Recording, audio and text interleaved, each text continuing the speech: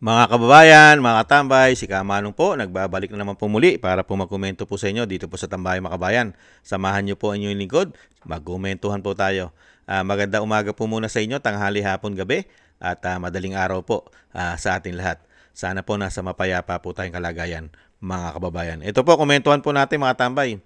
Ito pong marites ni Senator Marcos, mga tambay, Senator Amy, na si Boying daw po ay ipoproklama na raw po ayon sa senadora, mga kabayan. Ipoproklama na raw po bilang bagong ombudsman. Ibang klase, no? Sa dami po ng kaso na kinaharap po nito at may issue pa, ang kanyang pamilya ay may issue pa ng high grade na damo. Mga kabayan, ganyan na po kabastos at kawawalang hiya umano ang mga nakaupo sa atin. Napakarami po na po pwede pong maging ombudsman na malinis, walang bahid na issue ang pamilya at ang kanyang pagkatao ay walang mga kinaharap na issue ng kaso. Mga kabayan, bakit tanging si Remulla lang ang dapat maging ombudsman? Bakit kaya? Unbelievable. Ganyan po ang sinasabi pong pagka ang Pangulo ay may issue rin ng pulburon. Ang kukunin niya ay yung may issue rin yata umano na parehas din kaya ng kanya. Nagkakaamo yan at syempre, kampi-kampi. Hindi kaya? At syempre, protection din po nila yan sa ginawa nila kay dating Pangulong Duterte at pagpapabagsak din umano sa Vice President. Hindi kaya? Pakinggan po natin ang balita, mga kababayan. Bukas na raw nakatakdang iproklama si Justice Secretary Boying Remulla bilang susunod na ombudsman. Ayon yan kay Senator Amy Marcos. Sa isang social media post, sinabi ng senador na tunay raw na itim ang kulay ng bayan. Isang sapilitang pagtatalaga umano ang pagproklama kay Secretary Remulla dahil aniya hindi raw siya karapat-dapat at mayroon pang nakabinbing kaso. Unang sinabi ni Remulla na nasa Judicial Bar and Council na ang kanyang clearance kaugnay ng nakabinbing niyang kaso. Agad ding pinabulaanan ng Supreme Court ang statement ni Marcos at sinabing wala pang shortlist na pagpipilian ng Pangulo kaugnay sa susunod na ombudsman. Yan po mga tambay. Malalaman naman po natin kung talagang totoo ang marites ni Senator Marcos ni Amy. Hindi po ba? Saka yan po expected na naman po ng mga Pilipino yan. Hindi naman po tanga-bobo ang mga Pilipino. Hindi po ba? Kailan po ba sumunod sa proseso ng batas ang Pangulo ng Republika? Kailan po ba? Yung ginawa nga lang nila kay dating Pangulo di ba? Hindi man lang nila binigyan ng due process Pero ngayon, sa investigasyon pong ginagawa ngayon sa ating pamahalaan, sa investigasyon ginagawa ng pamahalaan umano, lalong-lalo po sa mga korupsyon nila umano, ay kailangan daw po ng due process ayon sa Pangulo. Ganyan po sila kawawalang hiya umano. Grabe po. Kaya yan naman po madali naman po solusyon yan. Lalong-lalo po, di po ba? Kahit italaga at ilagay ng ni BBM ang gusto niya ilagay, kahit ito'y napakarami pang issue o kaso na kinaharap, okay yan, ilagay niya na ilagay. Kasi pag nawala na po siya sa kapangyarihan, lalong-lalo sa galit ng taong bayan ngayon, yung galit at hinagpis ng taong bayan sa pinagagawa nila, lalong-lalo sa paggamit ng batas at pagsunod sa batas ay hindi nila ginagawa. Sa proseso ng batas, hindi nila ginagawa. At never silang magbigay ng due process pagka ito'y pinupolitika nila umano. Nandiyan ang galit ng taong bayan, lalong-lalo ang korupsyon. Sobrang grabing korupsyon ng 3 taon. Kahit 10 beses nila italaga, kahit 20 beses at 100 beses nila italaga na maging ombudsman itong si Boying, wala rin po sa isa yan pag nasibak na po sa kapangyarihan ang Pangulo. Dahil napakarami na po galit ng taong bayan. Pati po sa mga senador ay meron na rin pong umuugong na gusto na rin po siyang pababain. Okay po yan. Sige, ipagpatuloy nyo. Dahil yan naman po nasa programa naman nila yan na kontrolin ang gobyerno at kontrolin ng mga Pilipino at tayo'y gustong pasunurin sa mga gusto nila. At gusto natin na i-adapt na natin yung sistema nila. Ang gusto po yata nitong gobyerno na ito ay maging okay lang sa atin ang ginagawa nila. Tanggapin natin na ganito na ang gobyerno dahil sila na nakaupo. Ganun yata ang gusto nilang mangyari sa ating bayan. Na maging bulag-bulaga na lang po tayo at tanggapin natin ang ginagawa nila na mahigit 3 taong korupsyon, pamumulitika, at pagka sila na mga may issue, na may kasong issue, pati ang pamilya nila may issue ng pulburon at damo, tanggapin natin na madali itong malusutan nila dahil sila ay nasa kapangyarihan. Ganun po ba? Samantalahin nyo na hanggang kayo'y nasa power. Dahil yung sinasabi nga po ng Vice President at ni dating Pangulong Duterte, panapanahon at ang panahon ay lumilipas. Samantalahin mo na, Boying. Boying, samantalahin mo na. Hanggat hindi mo nasisibak si Vice President, ay malaki ang tsansa na ikaw naman ang masisibak.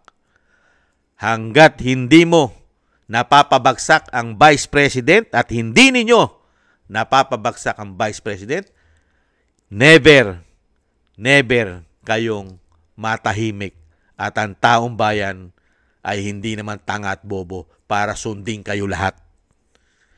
Ang sumusunod lang sa inyo, sa sistema ninyo, ay yung mga nakikinabang sa inyo at yung nagpapakatanga at nagpapakabobo. Hindi po ba? Yan lang po ang napapasunod nyo. Gamit pa ang pera ng taong bayan. Yan ang pinakamasakit na nangyayari sa amin. Nawawala ng saysay ang aming buwis dahil sa inyo na kayo'y mga nakaupo. Hindi po ba? Walang silbi at ang aming buwis ay walang pinatutunguhan dahil kayo ang nakaupo. Kawawa kami. Kawawa ang mga susunod naming henerasyon. Kung ang lahi nyo lang, kalahi-lahian nyo ang maglilingkod sa amin. Kawawa ang susunod na henerasyon at kawawa ang aming bansa. Kawawa. Magiging walang kakwenta-kwenta ang bansang Pilipinas kung kayo ang manunungkulan o mano. Hindi po ba? At dito naman mga katambay, talaga naman pong gagawin po ni Boying yan. Dahil si Boying ay may karga-karga rin po yan. Si Boying at ang kanyang mga kasamahan ay may karga-karga. Napakalaki po ng karga-karga nila. Napakarami po nilang issue na pagtatakpan. Unang-una, korupsyon. Pangalawa, yung ginawa nila kay dating Pangulo Duterte. Walang due process. Pagtataksil sa ating soberenya, sa ating judicial. Isa pong pagtataksil yan at pagtitrador sa kapwa mo Pilipino. Napakatindi po yan, yung ginawa po nilang yan. Para po silang mga makapili ng mga panahon ng Hapon. Nagtrador sa kapwa Pilipino, mga kababayan. Ibang klase po. At lalo-lalo na ang korupsyon na dapat nilang pagtakpan. Kaya nga pinipilit nila na lahat ng napaka-importanting posisyon ay mahawakan nila. Hindi po ba ang DOJ at ang Ombudsman na po pwede nilang gamitin politikal, lalo-lalo sa pagpapabagsak sa mga Duterte. Ombudsman, hindi kaya? Kaya nga lang sinasabi natin, hanggang hindi napapabagsak ang Vice President, delikado sila. Baka mas una pa silang madisgrasya at bumagsak dahil ang kakampi ng Vice President, ang galit ng taong bayan na mahigit 100 milyon dahil sa ginawa nilang pagpapatakbo sa gobyerno na wala namang pinatunguhan ang mga Pilipino. Kahirapan, baon sa utang, napakamamahal na gastusin natin, bayarin, at napakahirap makakuha ng trabaho sa ating bansa.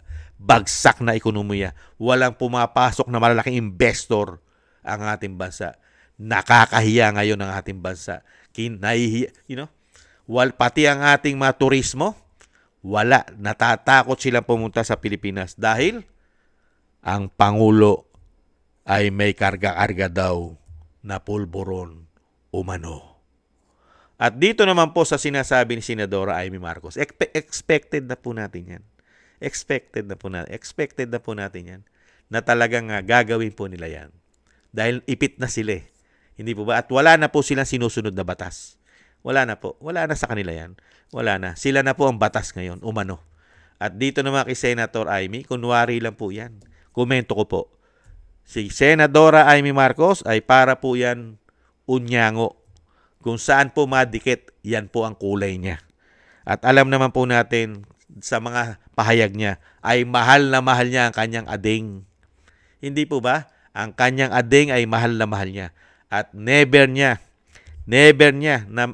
siya magtaksil sa kanyang ading. Dahil mahal na mahal niya yan, mga kababayan. Yan ay kadugo niya, mga kababayan. Ang Senadora Amy Marcos ay hanggang salita lang po yan. Hanggang salita. Nagsasalita lang po yan parang palabas. Para po maging makatotohanan. Nagpapahayag po siya sa media, sa social media, na siya ay concerned sa ating bayan. Pero sa totoo lang, mas pinoprotektahan niya po ang kanilang pamilya, ang kanyang pamilya at ang kanilang political. Hindi po ba? Politika nila at ang kanilang pamilya at syempre ang mga kakampi nila. Umano. Ganyan po sila. Nagkukunwari lang itong si Senadora Amy Marcos. Dahil pag lumubog ang bangka nila, syempre, makakaligtas siya umano. Pero, napakahirap pagkatiwalaan ang isang Senadora Amy Marcos. Wala pa siyang ginagawa sa lahat ng kanyang pinangako sa atin at sa pamilya Duterte. Wala pa siyang nagagawa sa dami ng pinangako niya. Hindi po ba? Ang nangyari po, nangako, tutulungan ng pamilya Duterte na maibalik sa Pilipinas dahil siya ay may kakayahan. Bakit? Kung i-impeach lang nila ang Pangulo, madali na po makabalik sa bansa si dating Pangulong Duterte. Kaya lang ginagawa po ba ng Senadora na pababain niya ang kanyang kapatid sa nagkakandaleche-leche nating bansa? Di po ba hindi? Mas gusto niyang tirahin si pinsan kaysa ron sa Commander-in-Chief na nagbibigay ng problema at kahirapan sa mga Pilipino. Protektado pa rin po niya ang kanyang ading. Hindi po ba, mga kabayan? At dito naman po kay Boying, magpakaligaya ka na, Boying. Okay yan, sige. Dahil wala namang makakapigil eh. Ang makakapigil lang po ay Korte Suprema. Tingnan po natin. Pagka pinigilan po na Korte Suprema yan, malas pa si Boying. Hindi po ba? At alam naman po natin gagawa ng paraan nila yan. Sanay na sanay po silang gumawa ng paraan dahil sila'y nasa kapangyarihan. Hindi po ba? Pero tanging Korte Suprema lang naman po. Ang desisyon po ng Korte Suprema, ang magiging problema lang po ni Boying. Pero kung talagang yung sinasabi po ni Senadora na siya po itatalaga na, wala naman po tayong magagawa dahil sila'y nasa kapangyarihan. Pero ang magagawa natin pag sila ay naalis na sa ating pong galit at tayo na mahigit 100 milyon ang magpapaalis sa kanila, wala na rin pong silbi ang pagiging ombudsman ni Boying, mga kababayan. Dahil nabibilang na rin po kasi ang kanila pong mga araw yata dahil napakarami na pong galit sa administrasyon po na tinatawag ni Pulburon Boy. Hindi po ba, mga kababayan? Maraming salamat po, mga kababayan, sa nagusto po ng ating tambayang mga kababayan sa YouTube at TikTok. At ganun din po sa mga subscribers po natin. Thank you po. At sa mga nagbibigay po ng tulong at biyaya, thank you po sa inyo. Shoutout po sa inyo lahat. At syempre po sa patuloy po nagsusubscribe, maraming salamat po sa inyo. Sa inyo po mga subscribe, mga tambay. At syempre po sa mga nagko-comment, like, share, and subscribe. Thank you po, mga kababayan. At ang dasal at panalangin po natin sa pamilya Duterte, mag-aisa po tayo na sila po ay maingatan, mailayo sa kapahamakan ng ating Vice President. Ganon din po ang dating Pangulong Duterte at madugtungan pa po ang kanyang buhay kalakasan at makabalik na po siya sa lalong mabilis sa ating bansa. Thank you po sa mga dasal po ninyo, mga kababayan. At magdasal din po tayo, mga tambay, na maingatan po tayo po'y maingatan at ang ating buong sambayanan. Maraming salamat, mga tambay. Thank you po. At syempre po, konting tiis na lang po, mga tambay. Malapit na po ang Agila ay dumapo na po sa Malacanang. Konting tiis lang po. Maraming salamat po. Ingat po. Paalam. Bye-bye.